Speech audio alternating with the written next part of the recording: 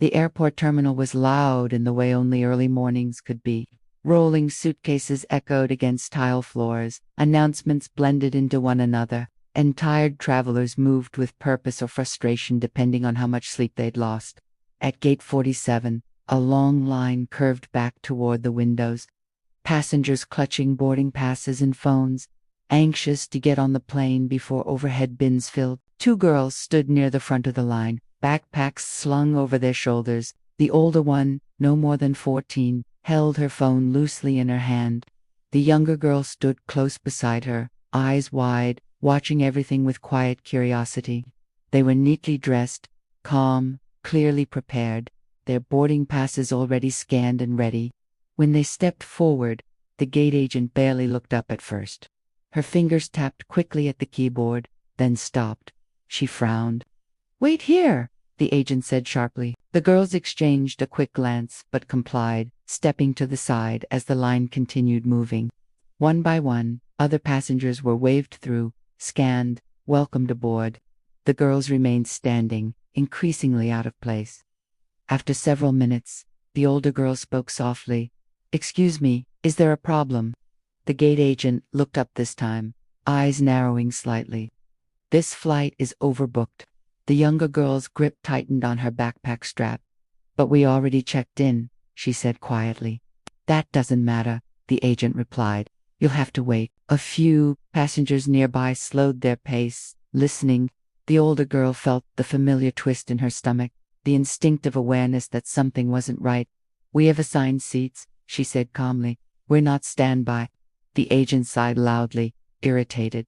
"Girls, this flight isn't for you." The words landed harder than expected.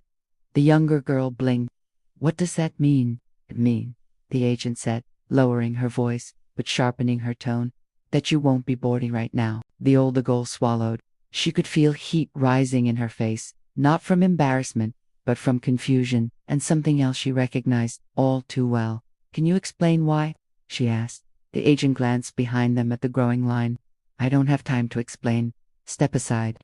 A flight attendant standing nearby crossed her arms, watching closely. Her expression wasn't curious. It was impatient.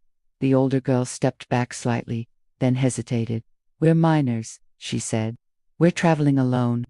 You can't just leave us here." The flight attendant stepped forward. "Lower your voice," she said. "You're causing a delay." "We're not yelling," the older girl replied, still calm. The younger girl tugged at her sleeve. "Did we do something wrong?"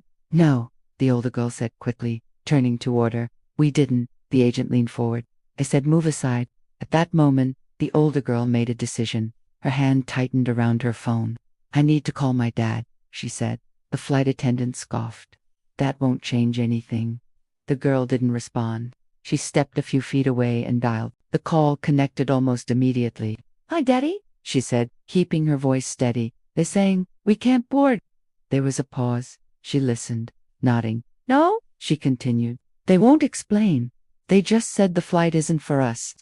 The flight attendant watched closely now, irritation flickering with something else. "Concern? Maybe." "Who are you talking to?" she asked sharply. "My father," the girl replied. "Tell him you'll be rebooked," the attendant said dismissively. The girl listened to the voice on the other end, then spoke again. "We're at gate 47. Yes, right now." She ended the call and slipped the phone into her pocket. The younger girl looked up at her. "Are we okay?" "Yes," the older girl said quietly. "We are." Behind the counter, the agent muttered something under her breath and turned back to the keyboard. 2 minutes later, everything changed.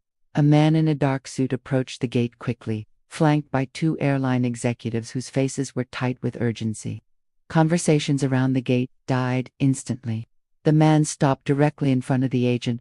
"Why are my daughters not boarding this flight?" he asked calmly. The agent's eyes widened. "Sir, this flight is—" "I know exactly what this flight is," the man interrupted. "I'm asking why they were denied boarding." The flight attendant stiffened. "Sir, we were just following—" "Who are you?" the man asked, turning to her. "I'm crew," she replied. He nodded once. "Then you should know better." The girls stood silently now, the younger one pressed close to her sister. The man looked down at them, his expression softening. "Are you all right?" he asked. They nodded. He straightened and turned back to the staff. I'm the CEO of this airline. The words didn't echo, they didn't need to. The agent's face drained of color. I want a full explanation, he continued evenly. Immediately, the gate area was frozen. Passengers pretended not to stare, failed miserably. There was no overbooking. One of the executives said quickly, "Their seats are confirmed." Then why? The CEO asked. Were they told this flight wasn't for them? Silence. The flight attendant shifted uncomfortably. We were trying to manage boarding flow. No, the CEO said. You were making assumptions. He turned to his daughters. What exactly was said? The older girl hesitated, then repeated the words, verbatim. The CEO closed his eyes briefly. That phrase, he said quietly, opening them again, ends careers. He looked at the executives. Pool, the passenger manifest. They complied instantly. These girls, he said, placing a hand on each of their shoulders, are traveling under unaccompanied minor clearance. Everything was cleared days ago. The agent's voice shook. I didn't realize that's the problem, the CEO said. You didn't need to realize who they were.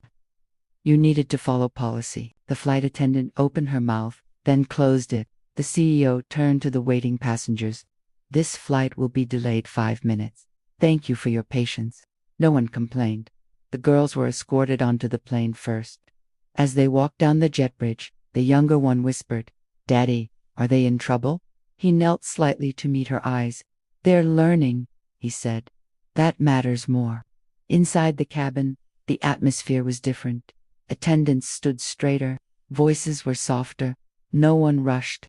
The girls took their seats, buckling in quietly. Later, the CEO joined them, sitting across the aisle. You did the right thing, he said to the older one. You stayed calm. I was scared, she admitted. So was I, he said honestly. But courage isn't not being scared. It's not backing down.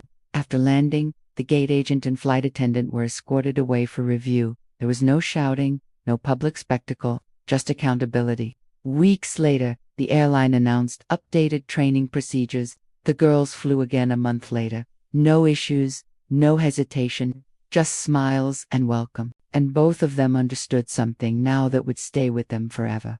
Belonging is not something you ask for. It's something you already have. And sometimes, all it takes is one phone call to remind the world of that truth. The girls didn't speak much as the plane climbed, the city shrinking beneath the wings. The younger one pressed her forehead to the window, watching clouds gather and drift apart, while the older girl sat upright, hands folded in her lap, replaying everything in her mind. Only now, with the seatbelt sign on and the tension gone, did her body begin to register how close she had been to crying back at the gate. Her father noticed. You don't have to be strong anymore, he said quietly. She exhaled slowly. I didn't want them to think we were causing trouble. He nodded. I know. And that's exactly why this mattered. A flight attendant approached, a different one than before. Her voice was gentle, her posture careful. Can I get you anything to drink? She asked the girls. Water, please, the younger one said. The attendant smiled warmly and moved on. The contrast was impossible to ignore. As the flight settled into its rhythm, whispers traveled through the cabin. People glanced toward the girls, then away again, embarrassed at how close they'd been to witnessing something uglier, without speaking up. One woman leaned toward her husband and murmured, I knew something was wrong when they were stopped. He nodded but said nothing. The older girl noticed. She wondered how many adults had known something felt off but chose silence anyway. She didn't resent them, but the realization stayed with her. Halfway through the flight, her father stood and walked toward the front. He spoke quietly with the captain and another executive who had boarded last minute. Their conversation was calm but serious, hands occasionally gesturing in controlled movements. This wasn't anger, this was process. When he returned, the older girl looked up at him. Are they getting fired? He shook his head. That's not my call alone. But there will be consequences. Is that enough? She asked. He met her gaze. It has to be more than punishment. It has to be learning. She nodded, absorbing that. After landing, they were met again at the gate. This time, there were no raised voices, no defensive explanations. The agent who had dismissed them earlier was nowhere in sight. Another manager stood ready with apologies that felt rehearsed but sincere enough.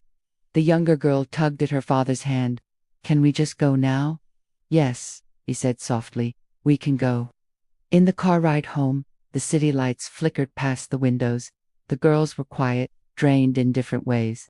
When they reached home, their father ordered takeout and insisted they eat before talking any more about the flight. Later that night, the older girl sat on her bed, scrolling through messages. A classmate had seen a post about the delay. Someone else had heard rumors. She ignored most of them, replying only to one close friend. "We were okay.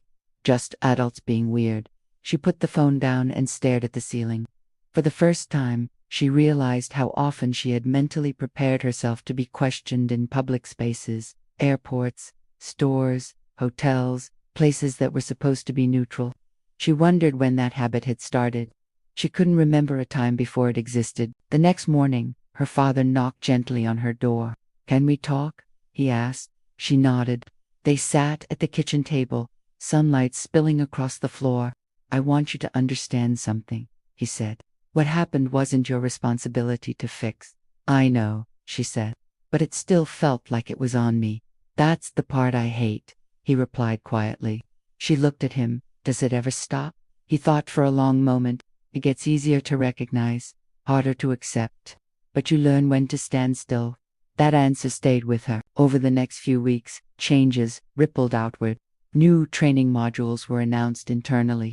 Gate staff were instructed on language, on tone, on decision-making under pressure.